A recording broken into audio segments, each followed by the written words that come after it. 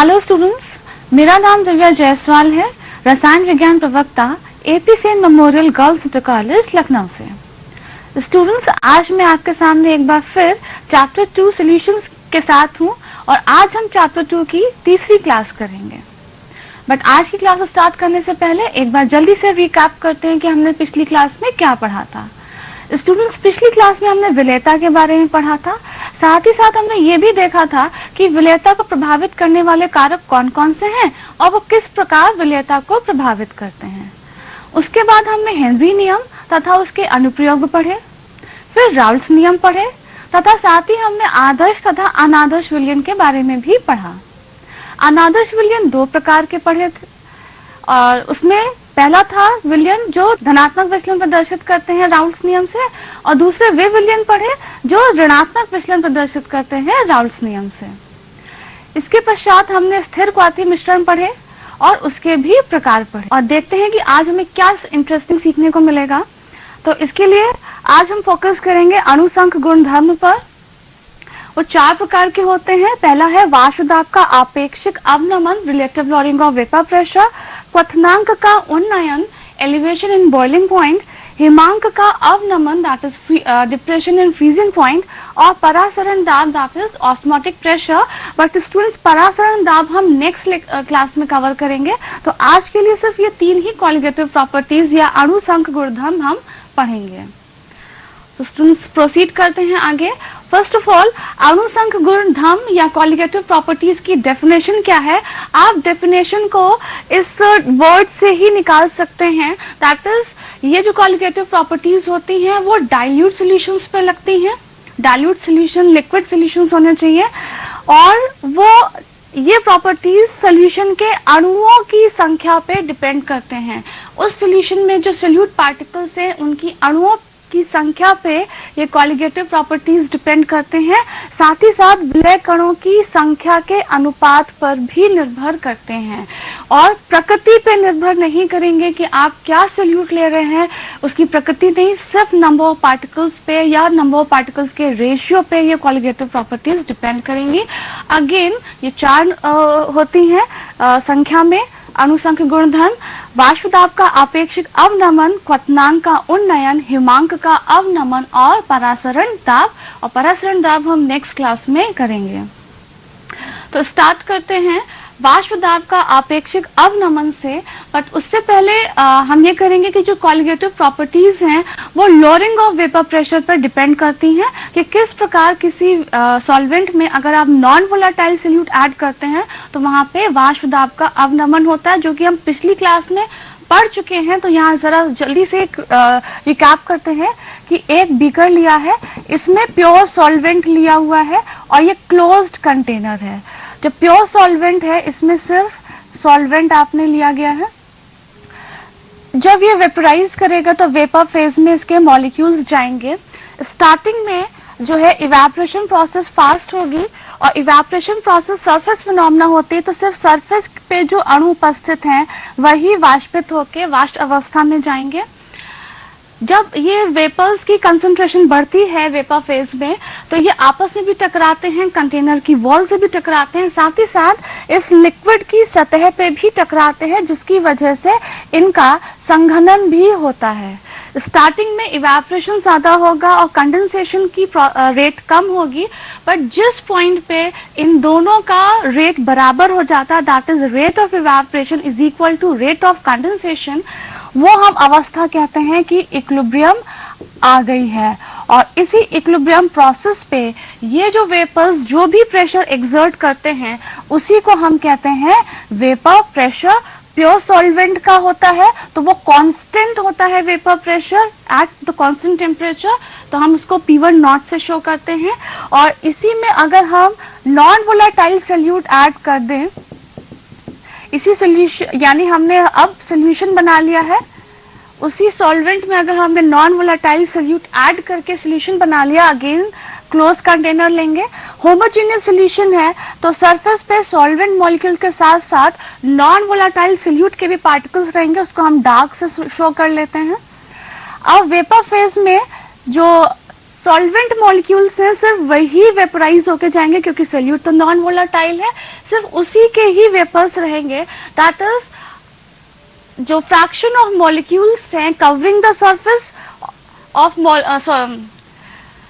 Fraction of the surface covered by the solvent molecules वो decrease हो गया, therefore vapour pressure of the solution also decreases. इसी को कहते हैं वाष्प दाब में अवनमन हुआ है, लोअरिंग ऑफ वेपर प्रेशर है, क्योंकि सतह पे अब सॉल्वेंट मॉलिक्यूल्स कम हो गए हैं, तो वेपर फेज में भी वाष्प दाब कम हो जाएगा यहाँ पे, और इसको हम P1 कहेंगे, जो कि सॉल्वेंट का वाष्प दाब है, लेकिन इसी को हम सॉल्यूशन का भी वाष्प दाब कहेंगे, क्योंकि सॉल्यूशन में सिर्फ सॉल्वेंट ही है जो वाष्पशील अवस्था में होता है। तो यहाँ से आप देख सकते हैं कि वाष्प दाब कम हो गया, और इसको हम delta P is equal to P1 not minus P1 ये कहेंगे। जितना भी वाष्प दाब में अवनमन हुआ है उसको हम लिख सकते हैं कि प्योर कंपोनेंट, प्योर सॉल्वेंट का जो वाष्प दाब था, और उसमें सब्ट्रैक्ट करेंगे सॉल्यूशन का वाष्प दाब, तो इसी अंतर को हम वाष्प दाब का अवनमन कहेंगे। यहाँ से हम इसको वाष्प दाब का अपेक्षिक अवनमन, जो कि एक कॉलिगेटिव प्रॉपर्टी है जो लोअरिंग ऑफ वेपर प्रेशर पर डिपेंड करती है, तो देखते हैं। P1 हम यहाँ पर लिख रहे हैं जो कि राउल्स लॉ से है, P1 नॉट इंटू x1, क्योंकि सॉल्वेंट तो नॉन वोलाटाइल है, तो सिर्फ हम सोल्यूट तो नॉन वोलाटाइल होता है, इसीलिए हम सिर्फ सॉल्वेंट का ही राउल्स लॉ वाला एक्सप्रेशन लिखेंगे। और डेल्टा P जो अभी हमने लोअरिंग ऑफ वेपर प्रेशर करा था कि P1 डॉट माइनस P1, उसी एक्सप्रेशन को लिया है, और इस एक्सप्रेशन में हम P1 की वैल्यू राउल्स लॉ से रखेंगे, तो will get P1 not minus P1 not into x1। P1 not को कॉमन लेंगे तो we are getting 1 minus x1, और हम मोल फ्रैक्शन के टॉपिक में हमने पढ़ा था कि 1 माइनस x1 को हम x2 भी लिख सकते हैं, तो ये delta P is equal to P1 not into x2 आ गया। अगर हम इस लोअरिंग ऑफ वेपर प्रेशर को किसी स्टैंडर्ड चीज से कंपेयर करें और कांस्टेंट चीज से कंपेयर करें, तो वो है P1 नॉट, क्योंकि प्योर सॉल्वेंट का जो वेपर प्रेशर होता है वो कांस्टेंट होता है एट द गिवन टेम्परेचर, तो अगर हम LHS में उससे डिवाइड कर रहे हैं तो RHS में भी डिवाइड करेंगे, और इसी को कहते हैं relative lowering of vapour pressure, that is वाष्प दाब का आपेक्षिक अवनमन। तो इसको जरा एक्सपैंड करके लिखेंगे तो डेल्टा P को हम लिख सकते हैं P1 not minus P1, upon हमने लिया था P1 नॉट, तो ये यहाँ पे P1 नॉट। RHS में आएंगे P1 not x2 upon P1 not, ये तो P1 not get cancelled out, और यहाँ से आप देख सकते हैं कि relative lowering of vapour pressure solute के मोल फ्रैक्शन पर डिपेंड करता है। यहाँ से हम जस्टिफाई कर सकते हैं कि वाष्प दाब का आपेक्षिक अवनमन एक कॉलिगेटिव प्रॉपर्टी है। x2 को हम अगर एक्सपैंड करें तो P1 not minus P1 upon P1 not is equal to x2 को हम number of moles of solute plus total number of moles of solution लेंगे, और हम स्टूडेंट्स बात कर चुके हैं कि हम डाइल्यूट सोल्यूशंस कंसिडर करेंगे जिसमें N2 की जो मात्रा होगी वो बहुत कम होगी, और कोई चीज़ जो बहुत कम होती है और वो डिनोमिनेटर में होती है तो उसको हम निगलेक्ट कर सकते हैं। क्यों निगलेक्ट करा? क्योंकि N2 जो है is very very less than N1। इसको फर्दर अगर एक्सपैंड करें तो P1 not minus P1 upon P1 not is equal to W2 upon M2 into W1, और M1 से हम डिवाइड करेंगे तो वो ऊपर जाएगा, तो ये M1। तो ये आपका फाइनल फॉर्मूला आ गया जिस पे आप न्यूमेरिकल प्रैक्टिस कर रहे हैं। सारे वेरिएबल्स अगर आपको पता हो, सिर्फ M2 अननोन हो, तो यहाँ से आप किसी अननोन सोल्यूट का मोलर मास कैलकुलेट कर सकते हैं, और यही एप्लीकेशन होता है कॉलिगेटिव प्रॉपर्टीज का। कि कॉलिगेटिव प्रॉपर्टीज का क्या यूज है, हम क्यों उसको अप्लाई करते हैं, इससे हम किसी भी अननोन सोल्यूट का मोलर मास डिटरमाइन कर सकते हैं। So this is the formula. चलिए इसी फॉर्मूले पे बेस्ड एक न्यूमेरिकल भी प्रैक्टिस करते हैं। सो नेक्स्ट है कि किसी ताप पर शुद्ध बेंजीन का वाष्प दाब इतना दिया है। शुद्ध अगर बेंजीन लिखा है दैट इज ये जो वैल्यू है ये P1 नॉट की है। 0.5 ग्राम्स अवाष्पशील विद्युत अनापघटे, दैट इज ये जो वैल्यू दी है वो W2 की दी हुई है। ठोस को 39.0 ग्राम, दैट इज ये वैल्यू दी है W1 की, और मोलर द्रव्यमान बेंजीन का दिया है 78 ग्राम, दैट इज ये वैल्यू दी है M1 की इसमें घोला गया है तो प्राप्त विलयन का वाष्प दाब दैट इज ये P1 की वैल्यू दी गई है और आपको ठोस का मोलर द्रव्यमान ज्ञात करना है।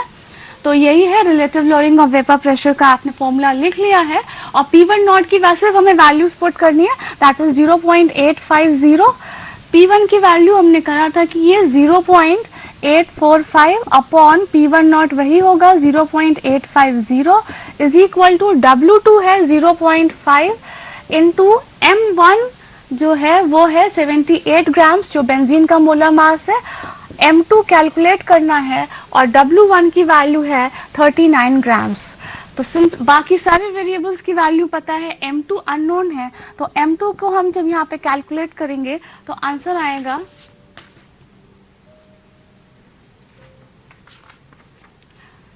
तो M2 इज इक्वल टू 170 ग्राम पर मोल। सो एक हम लोगों ने न्यूमेरिकल भी प्रैक्टिस कर लिया। नेक्स्ट हम प्रोसीड करते हैं, जो नेक्स्ट क्वालिटेटिव प्रॉपर्टी है क्वथनांक का उन्नयन या एलिवेशन इन बॉइलिंग पॉइंट। और एलिवेशन इन बॉइलिंग पॉइंट से पहले हम सीखेंगे कि बॉइलिंग पॉइंट क्या होता है। तो उसके लिए ये ग्राफ है, ये टेम्परेचर एक्सिस है और यहाँ पे वाई एक्सिस पे वाष्प दाब है। इसमें जब भी हम प्योर सॉल्वेंट हम पहले लेंगे और अगर रूम टेम्परेचर पे भी ले रहे हैं तो उसका कुछ ना कुछ रूम टेम्परेचर पे यहाँ पे टेम्परेचर भी है और ये उसका कुछ ना कुछ वेपर प्रेशर भी होगा।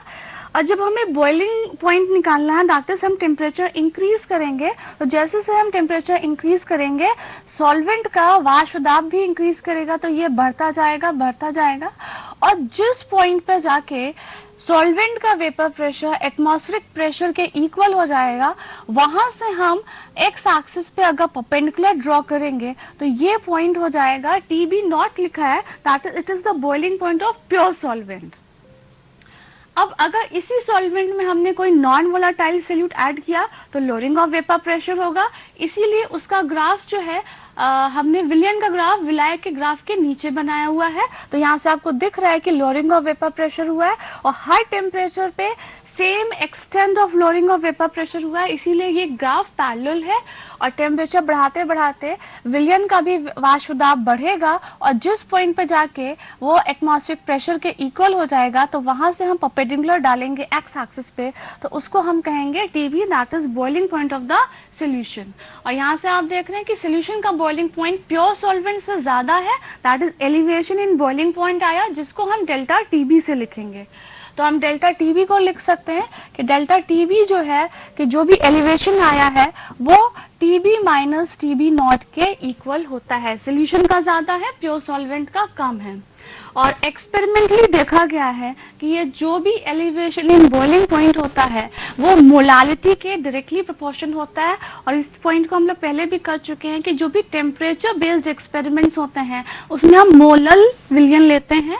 तो यहाँ पे मोलालिटी लिया गया है और अगर यहाँ पे जो प्रोपोर्शनैलिटी साइन है उसको हमें हटाना है, इक्वल का साइन लाना है तो कोई ना कोई कांस्टेंट हम यहाँ पे लाएंगे। तो कांस्टेंट हम लाए यहाँ पे KB को हम बोलते हैं it is molal elevation constant that is molal उन्नयन स्थिरांक। 1 मार्क का क्वेश्चन में पूछा जा सकता है कि मोलल एलिवेशन कांस्टेंट को डिफाइन करिए। तो डिफाइन करने का बहुत अच्छा तरीका है, आसान तरीका है कि आप मोलालिटी को अगर 1 ले लें दैट इज जो सोल्यूशन आप ले रहे हैं उसकी मोलालिटी 1 है तो जो KB है वो डेल्टा TB के इक्वल हो जाएगा। दैट इज हम कह सकते हैं कि molal elevation constant is defined as the elevation in boiling point for 1 molal solution. Clear? अब अगर हम मोलालिटी को यहाँ पे एक्सपैंड करें क्योंकि हमारा एप्लीकेशन क्या है क्वालिटेटिव प्रॉपर्टी का कि अननोन सोल्यूट है उसका मोलर मास का डिटर्मिनेशन करना है। तो लेट्स सी कैसे करेंगे। तो delta TB is equal to KB, molality को हम लिख सकते हैं W2 upon M2 into W1 और ग्राम्स में होगा तो 1000 से इसको डिवाइड करेंगे जो कि ऊपर जाएगा न्यूमरेटर में मल्टीप्लाई हो जाएगा ये। So this is the formula जिसपे बेस्ड अगर आपको बाकी सारी वेरिएबल्स की वैल्यू पता है सिर्फ M2 अननोन है तो यहाँ से आप M2 कैलकुलेट कर सकते हैं। तो देखें M2 कैसे कैलकुलेट किया जाता है, नेक्स्ट क्वेश्चन में करते हैं। बेंजीन का क्वथनांक आपको दिया गया कि 353.25 केल्विन है। बेंजीन का क्वथनांक दैट इज यहाँ पे TB नॉट की वैल्यू दी गई है 1.80 ग्राम अवाष्पशील विलय, दैट इज ये वैल्यू दी गई है W2 की। इस विलय को 90 ग्राम बेंजीन में घोला गया है, दैट इज ये W1 की वैल्यू है। और घोलने पर विलयन का क्वथनांक को बढ़कर 354.15 दैट इज एलिवेशन हुआ है। तो ये हो जाएगा delta P that is solution का बॉइलिंग पॉइंट। और विलय का मोलर द्रव्यमान की गणना कीजिए और बेंजीन के लिए Kb का मान गिवन है आपको।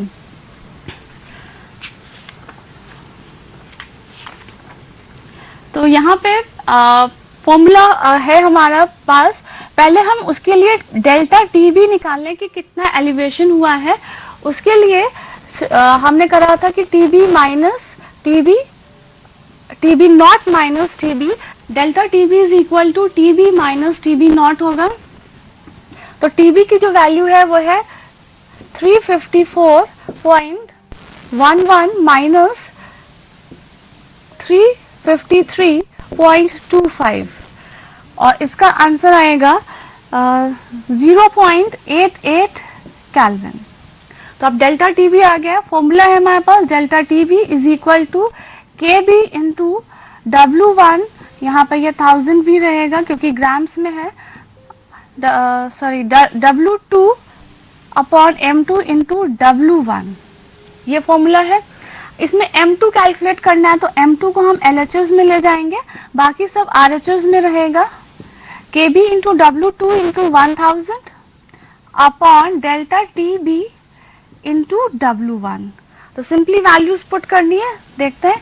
KB की वैल्यू दी है 2.53 इंटू W2 की वैल्यू दी है 1.80 इंटू 1000 अपॉन डेल्टा TB हम लोग ने निकाला है 0.88 इंटू W1 हमको दिया गया है यहाँ पे 90 ग्राम्स। तो इसका आंसर आ जाएगा 58 ग्राम पर मोल। तो ऐसे इस तरीके से हम एलिवेशन इन बॉइलिंग पॉइंट वाले एक्सपेरिमेंट से भी किसी अननोन सॉल्यूट का मोलर मास डिटरमाइन कर सकते हैं। सो नेक्स्ट है डिप्रेशन इन फ्रीजिंग पॉइंट, हिमांक का अवनमन, ये थर्ड क्वालिटेटिव प्रॉपर्टी है। तो डिप्रेशन एंड फ्रीजिंग पॉइंट पढ़ने से पहले हम सीखेंगे कि फ्रीजिंग पॉइंट क्या होता है। अगेन एक्स एक्सिस पे टेम्परेचर लिया है और वाई एक्सिस पे वाष्प दाब लिया गया है। पहले प्योर सॉल्वेंट लेंगे, द्रव विलायक लेंगे, और अगर हमें फ्रीजिंग करना है, उसको जमाना है, तो हमें टेम्परेचर लो डाउन करना पड़ेगा। तो इस ग्राफ को हम ऐसे इस डायरेक्शन में पढ़ेंगे कि पहले कुछ रूम टेम्परेचर पर कुछ उसका वाष्प दाब था विलायक का, अब हम टेम्परेचर कम कर रहे हैं तो विलायक का वाष्प दाब कम हो रहा है। उसी विलायक का कुछ हिमांकित विलयन है, दैट इज फ्रोजन सॉल्वेंट है, जो कि सॉलिड स्टेट में होगा, और इसका जो भी वाष्प दाब है, अगर इसका हम टेम्परेचर बढ़ाएंगे तो इसका वेपर प्रेशर बढ़ेगा। सॉल्वेंट का वेपर प्रेशर कम हो रहा है टेम्परेचर जब हम कम कर रहे हैं, और ये फ्रोजन सॉल्वेंट जो है उसका अगर हम टेम्परेचर बढ़ा रहे हैं तो वेपर प्रेशर बढ़ रहा है। जिस पॉइंट पर इन दोनों का वेपर प्रेशर सेम हो जाता है, और you can say both the हिमांकित विलयन और द्रव विलायक दोनों जिस पॉइंट पे जिस टेम्परेचर पे कोएग्जिस्ट करते हैं, एक साथ मिलते हैं, तो वो टेम्परेचर कौन सा है उसको आइडेंटिफाई करने के लिए टेम्परेचर एक्सिस पे परपेंडिकुलर डालेंगे, तो वो हो जाएगा TF not, that is freezing point of pure solvent. अब हमने इसी सॉल्वेंट में कोई नॉन वोलेटाइल सोल्यूट ऐड कर दिया है तो वो विलयन बन गया है। अब जब नॉन वोलेटाइल सोल्यूट ऐड करेंगे तो लोअरिंग ऑफ वेपर प्रेशर होगा, दैट इज विलयन का ग्राफ हमेशा विलायक के नीचे रहेगा, और सेम एक्सटेंड ऑफ लोअरिंग होती है हर टेम्परेचर पे, तो ये ग्राफ पैरेलल आएगा। टेम्परेचर लो डाउन कर रहे हैं तो विलयन का भी वेपर प्रेशर डिक्रीज करेगा, और जिस पॉइंट पे जाके ये फ्रोजन सॉल्वेंट के ग्राफ को इंटरसेक्ट करेगा तो वो टेम्परेचर का हमें फाइंड आउट करना है, तो हमें इस पॉइंट से टेम्परेचर एक्सिस पे परपेंडिकुलर डालना है, तो वो जो टेम्परेचर आएगा वो है TF, that is freezing point of the solution. और आप देख रहे हैं कि प्योर सॉल्वेंट का फ्रीजिंग पॉइंट ज़्यादा है और सोल्यूशन का फ्रीजिंग पॉइंट कम है। तो यहाँ पे क्या हो जाएगा, इस डिफरेंस को हम डेल्टा टी एफ कहेंगे और यही डेल्टा टी एफ जो है वो डिप्रेशन इन फ्रीजिंग पॉइंट है। तो जिसको हम अगर निकालें तो delta T F is equal to T F not minus T F. और एक्सपेरिमेंटली यहाँ भी देखा गया है कि डेल्टा टी एफ जो है वो डायरेक्टली प्रोपोर्शन है मोलालिटी के। अगेन प्रोपोर्शनैलिटी साइन अगर हमें हटाना है तो कोई ना कोई कांस्टेंट चाहिए, जो हमने के एफ लिया हुआ है, और के एफ को हम यहाँ पे बोलते हैं molal depression constant, that is molal अवनमन स्थिरांक। इसको भी हम डिफाइन करते हैं, जैसे कि हमने के बी को डिफाइन किया था, तो उसके लिए हम मोलालिटी को 1 ले लें तो हम कह सकते हैं कि molal depression constant is equal to depression in freezing point for 1 molal solution. अब देखते हैं कि इस एक्सपेरिमेंट से हम किसी अननोन सॉल्यूट का मोलर मास कैसे कैलकुलेट करते हैं। तो उसके लिए हम मोलालिटी को एक्सपैंड करेंगे फॉर्मूले में।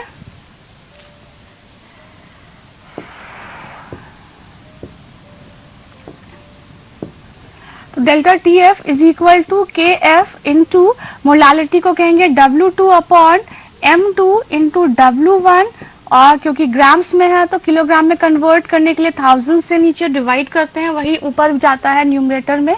तो ये फॉर्मूला है। अगर सारे वेरिएबल्स की वैल्यू पता हो, सिर्फ M2 अननोन है, तो यहाँ पे हम M2 इस तरीके से कैलकुलेट कर सकते हैं। तो इस पे भी बेस्ड एक न्यूमेरिकल करते हैं फटाफट।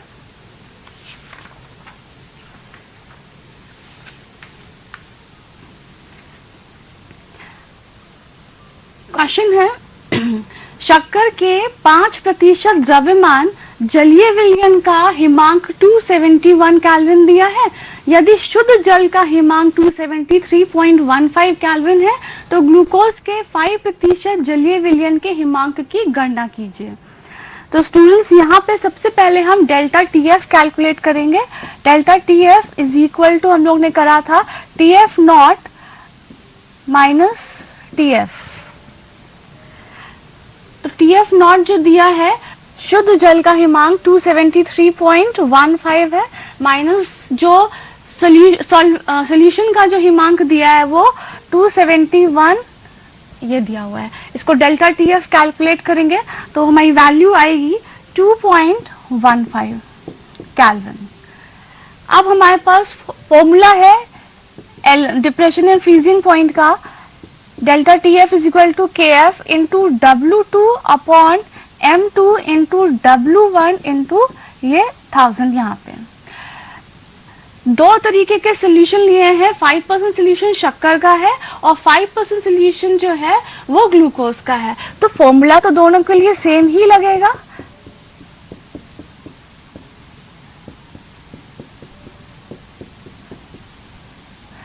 ऊपर वाला जो है वो शक्कर के लिए है और नीचे वाला जो है वो ग्लूकोज के लिए फॉर्मूला है। ठीक है, अब आप ध्यान से देखिएगा क्योंकि इसमें काफी चीज कटने वाली है, तो ध्यान से देखना है इसको।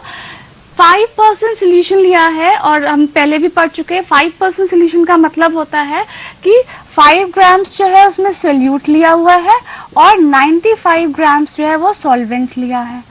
ठीक है, और 5% सोल्यूशन दोनों का भी है, शक्कर का भी वही है और ग्लूकोज का भी वही है। तो यहाँ पे 5 ग्राम्स ये भी होगा, 5 ग्राम्स ये भी होगा, कट जाएगा।